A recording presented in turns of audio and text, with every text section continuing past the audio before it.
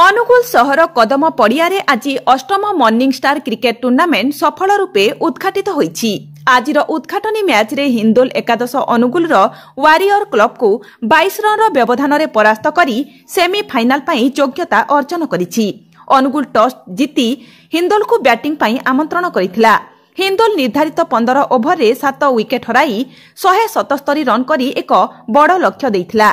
विघ्नक एक शानदार पाली जहाकी 33 बॉल रे 8टी चौका 10टी छक्का मारी 69 रन करथिले।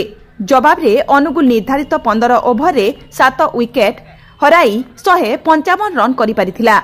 अनुगुल विधायक प्रताप चंद्र प्रधान और नगरपाल अक्षय कुमार सामंत अतिथि रूपे योगदान करथिले।